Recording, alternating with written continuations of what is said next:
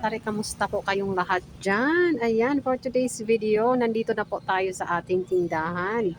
Kahapon lang po tayo dumating, mga kasari, sa galing sa ating bakasyon. Na grabe, almost 2 weeks tayong nawala dito sa ating tindahan. And so far, okay naman po lahat ng ating mga stocks. Wala namang nangyari sa ating mga stocks. Wala namang nasira. Wala namang naligaw na something. Ayan, so maganda pa rin. Okay pa rin. Ayos pa rin ang ating tindahan.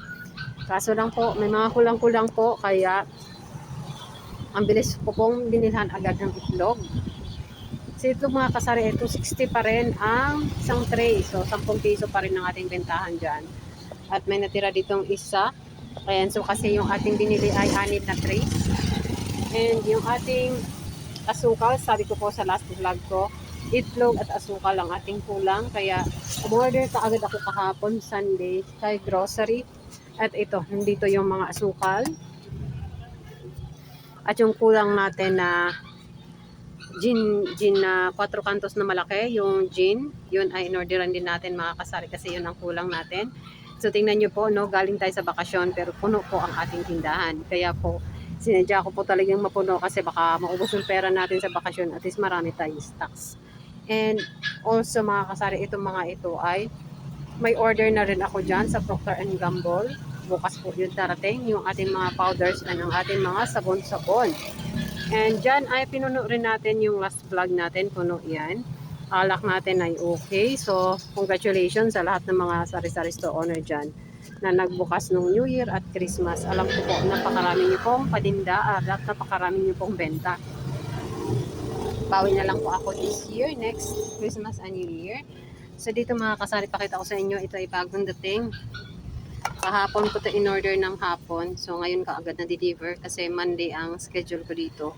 At medyo nahirapan ako magsalita mga kasari kasi nakagat ko yung gila ko. Ito. So, ayan, meron tayong luncheon meat na, ayan, so bitahan natin dyan ay 37 pa rin kasi 31 something pa rin ang puhunan dyan. Ito ay 24. So ito ay 37 ang bentahan natin kay Unipack. So ito yung mga kasari, yung kulang sa aking mga dilata, kaya ito yung kaagad yung unang nirefill ko mga kasari. Wala na kasi dito sa akin si Pure Foods na corned beef, kaya nag-order tayo. Masakit talaga mga kasari ng aking dila, hindi ako masyadong makapagsalita. Ay kung nga sana mag-vlog ngayon, pero 12 days na po tayo or almost 2 weeks na po tayong walang share dito sa ating YT. Baka magtaka po sa YouTube bakit hindi ako nag-share. So ito mga kasari, meron tayong 5.5 kasi yung green lang ang wala sa ating stocks. Marami tayo doon, no? Ayan. Yung mga dilata ko ay nandito sa harapan kasi yun yung mga maliliit na inumin dyan. So mayroon naman tayo dito sa harap. Kaya inilipat ko ulit siya dyan, no? Sobrang sipak kaagad ng tindera. Bagong dating lang kahapon, talaga nag-ayos agad. Ayan. So syempre dahil marami ang ako na customer na namimiss ako ng mga customer ko. Sabi nila, pato, ang tagal-tagal kong nagbakasyon.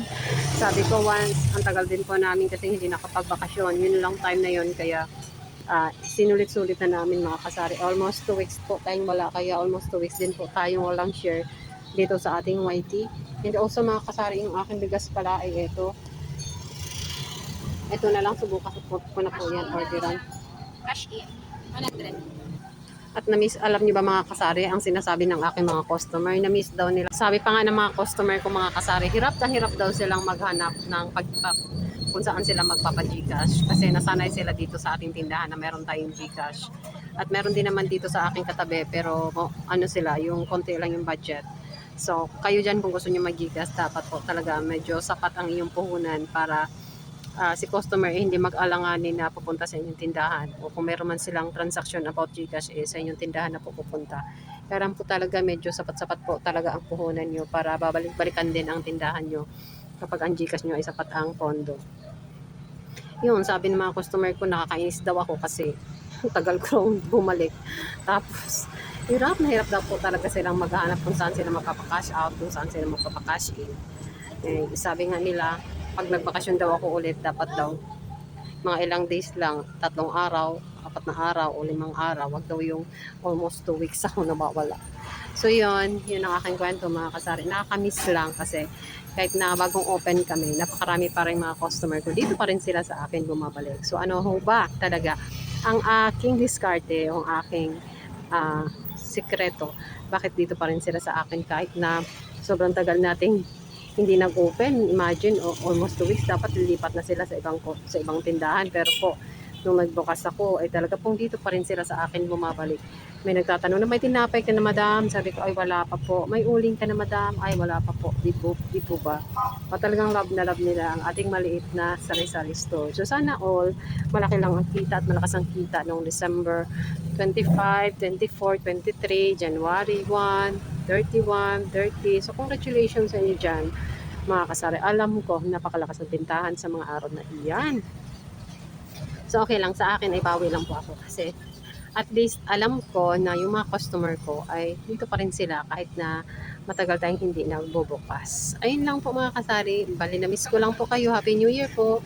Merry Christmas pala belated. Happy New Year din sa inyo lahat dyan. Kasi ngayon lang tayo nakapag-share kasi sobrang busy sa mga pinuntahan namin. Diyos ko, kung saan kami nakagala mga kasari. Maraming pong salamat sa inyo, sa lahat ng mga nanonood sa aking mga videos, previous videos, and sa mga nag-subscribe. Thank you so much and Happy New Year po sa you guys. Thank you and bye-bye.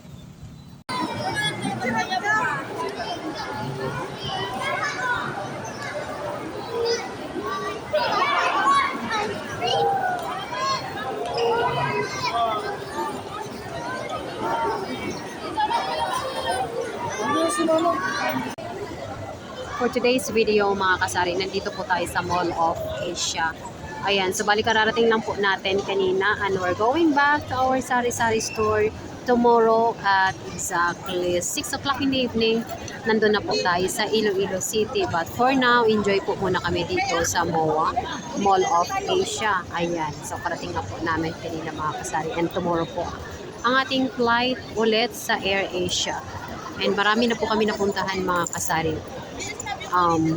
Hindi ko lang po nakukunan, hindi ko pa lang na-share sa inyo. Pero sa ngayon po, ay dito tayo sa Mall of Asia. Enjoy kayo mga kasari sa mga lights. One na yung mga lights nila. At marami dito mga dumadaan ng mga tao.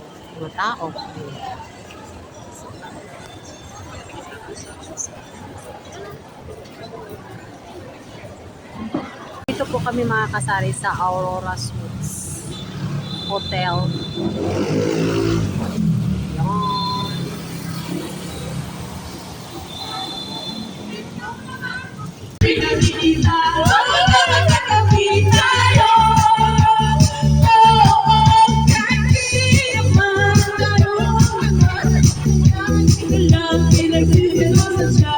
Bakit ba siya at bakit nilalang ako?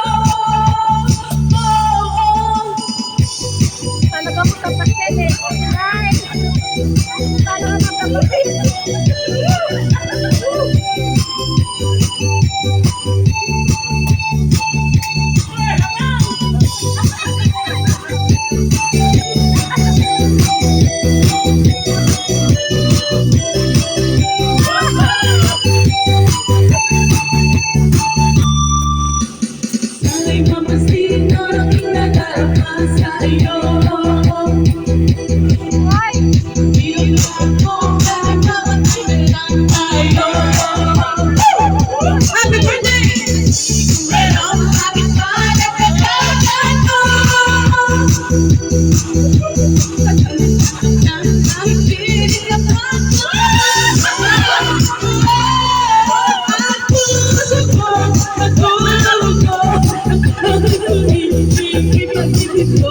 At may nakikita ko